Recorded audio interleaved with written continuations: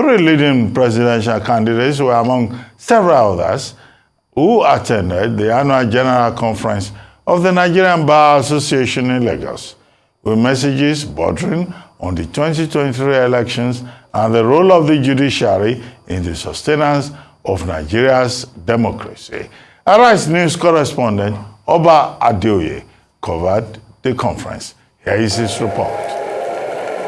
The 2022 edition of the Lawyers' General Conference attracted a huge turnout of not just lawyers but also politicians, thought leaders, policymakers, business icons, the civil society, and others who love to identify with the learned community.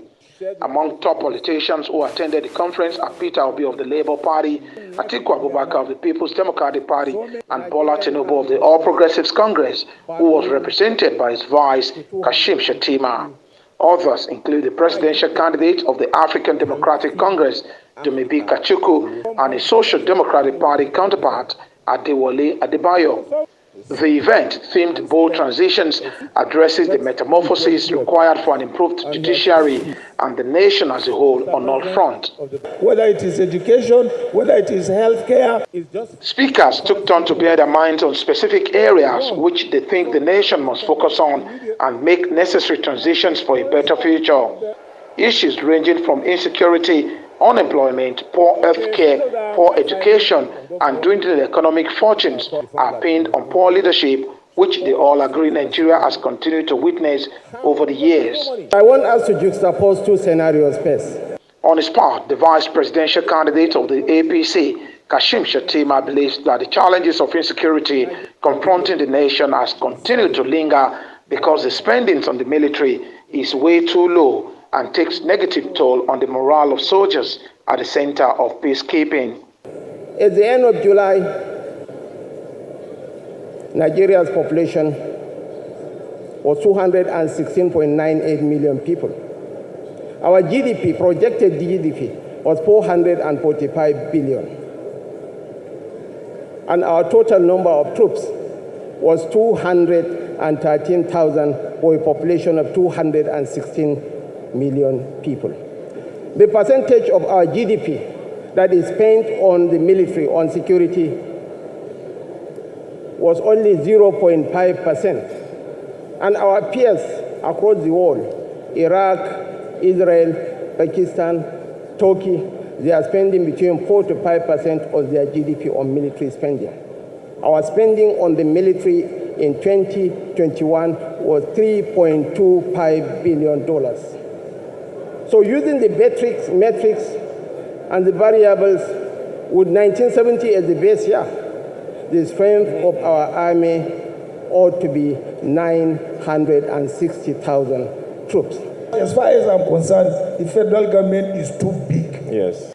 For Atiku Abubakar of the PDP, Nigeria has never been this unlucky with poor leadership, and advised that Nigerians must be very careful not to miss the opportunity provided by the 2023 general election. He says once that opportunity is misused, Nigeria may never get it right again. I stated that there are 5 key areas that any leadership, forget about party, any leadership, whichever from political party, must confront these 5 issues.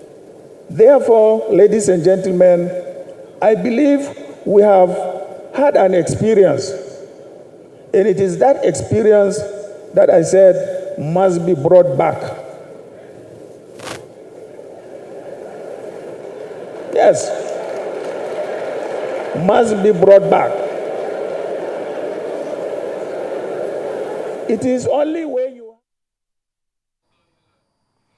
For more on this, we're now being joined by a practicing lawyer and member of the Nigerian Bar Association, Tomiloba Olagunju.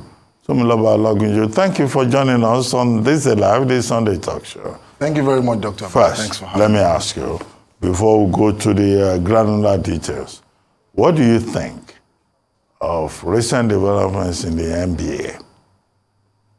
Let's begin with the 62nd National Annual General Conference meeting of the NBA and all the politics, the drama that attended it, particularly the politics within the National Executive Council. Jose Udua being suspended as General Secretary, the matter going to court, and allegations by a segment of the NBA that a body that is supposed to defend the rule of law ended up in the twilight of the administration of Olumide Akpata, violating the rule of law. What do you say to that? Well, my understanding of the conflict that preceded the annual general conference of the Nigerian Bar Association was that as a layman who is not a member of the National Executive Committee, who is not a member of the National Executive, we got, I dare say, 3 or 4 conflicting directives. Early on, we got a proposal for the amendment of the Constitution of the Nigerian Bar Association from the General Secretary. We got another from the Assistant National Secretary, then a directive from the General Secretary saying the 2 proposed amendments have been withdrawn, then a directive from the President saying the 2 will stay. Then a communique from the meeting of the Executive Council of the Nigerian Bar Association saying the General Secretary has been suspended. And rightly so, as an association of lawyers, the General Secretary approached the courts. And then the NEC is, the National Executive Council is a group, a body of the bar, of people who are members ex officio, maybe by virtue of leadership of the various branches, and people, elected officers at the national level met, and then ratified the decision to suspend the secretary. That is where some people say that a violation of the position of the Nigerian Bar Association to always uphold the rule of law was violated.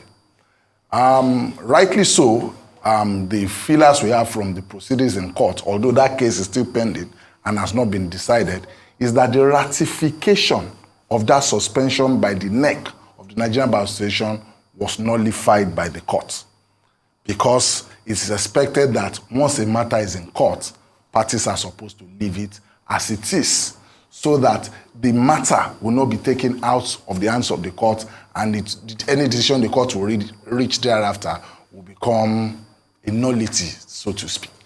Yeah, but it's clear that you have been following this story.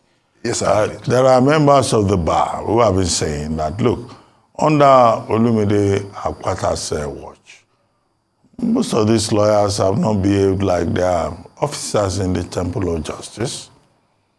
At the second NBA National Conference, we saw the unusual situation of vandals, of thugs, of area boys taking over the conference. Olumide Akpata himself has been quoted as saying, those people properly identified will be prosecuted, because they say, oh, they didn't give us our badge, they didn't give us food, they didn't give us registration material. They started pulling down the boots, they started behaving in a riotous manner. Okay, what is this all about? Do you think this is a comment on the legal profession in Nigeria and the training of lawyers who are expected at every court to bar ceremony to conduct themselves after the fashion of men, honorable persons in the Temple of Justice? I take a slightly different view from what you have stated, Dr. Abati. I was at the conference. I got my own conference materials as early as on Saturday. It was the process was seamless. I approached the booth.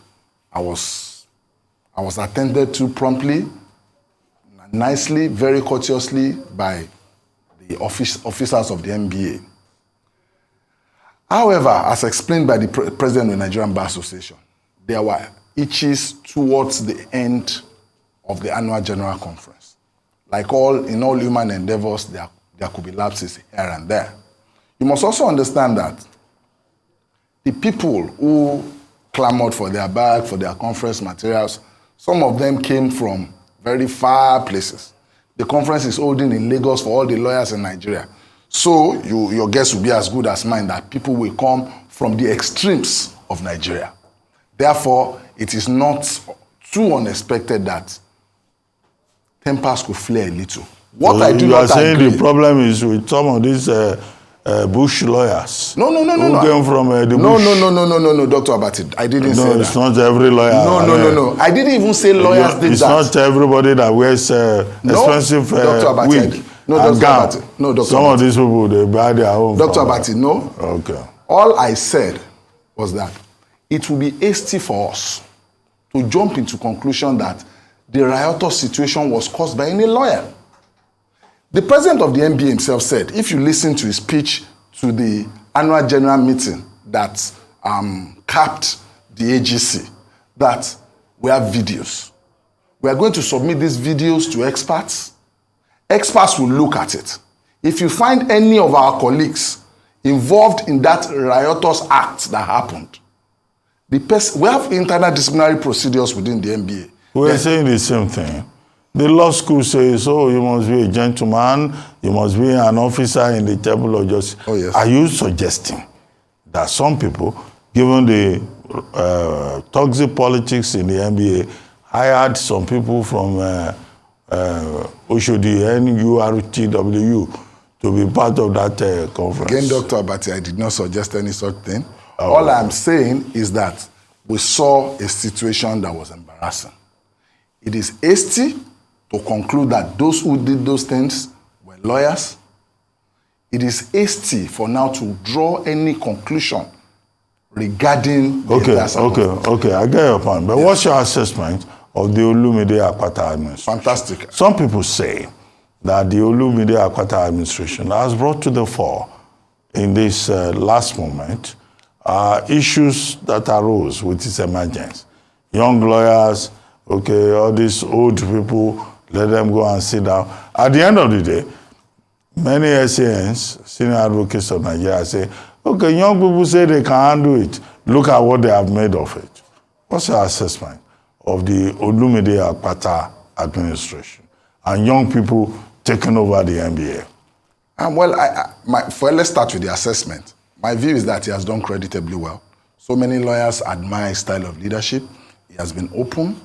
He has attended, and this is something that rarely happens in the NBA. In my life as a lawyer in Nigeria, NBA has catered more for public interests, the rule of law, how government relates with people, human rights, and the rest of it. And I believe that all the segments of our society give it to the NBA. But under Olumide Akpata, there was an addition. The addition is the welfare of the average lawyer. And I believe it deserves commendation for that. It has been rightly given by so many lawyers.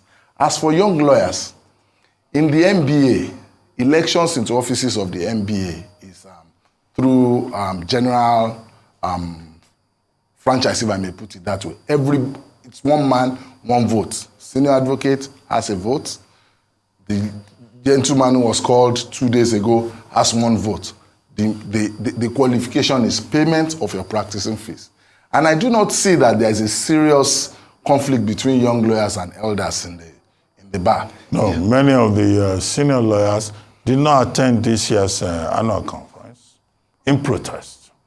That's a statement of fact. I met a lot of senior lawyers in the conference. But many of them did not come. Well, we didn't take a census, Dr. Abati. But I'm telling you very honestly that a lot of senior lawyers attended the conference. I interacted with a lot. You know there is hierarchy in the Oh, I know there is hierarchy. When you say somebody is a senior lawyer, one of the easiest ways to know who a senior lawyer is his rank. Senior advocate of Nigeria. I saw a lot of them. In fact, there were social gatherings. For the first time, I attended social gatherings in the conference of the NBA. Not breakout sessions, not plenary sessions where we were discussing the law or national issues. Breakouts, we attended social events, and you saw senior advocates unwinding in the presence of their juniors. Okay, so before I let you go, yes, what do you think should be the main priorities against the background of all of this, of Yakubu Makiao next president, 13th president of the Nigerian Bar Association. What should be his priorities? Okay, I was talking about fighting terrorism and all that, but it looks like he's inheriting a divided house. Again, unlike Olumide Akpata, YC Michel is a senior advocate of Nigeria. He's a member of the elite rank of our profession. So, well, if there were complaints about seniority belonging to the elite rank, he's a member of the elite rank. YC Michel was the chairman of the Welfare Committee of the Nigerian Bar Association. I do not know him in person, but I know that under him, the health insurance scheme of lawyers was enhanced. Life insurance scheme of lawyers got enhanced under him. So I believe that by and by, if he continues attending to the welfare of lawyers and upholds the principle of the Nigerian Bar Association, confronting abuse of power, upholding the rule of law, sustenance of the respect of human rights in Nigeria, he will have done very well by the time it is 2 years and when he will be leaving office. Okay, thank you very much, Tomiloba Olagunju. Thank you very much, Dr. This year's 62nd annual conference of the Nigerian Bar Association was quite momentous. Yes, it was. Okay, we'll leave it at that. Thank you. Now that we have Makiaru SAN yes, as the next president of the NBA, but people will remember the drama of this year's conference of the NBA. Thank you very much, Dr. for joining us.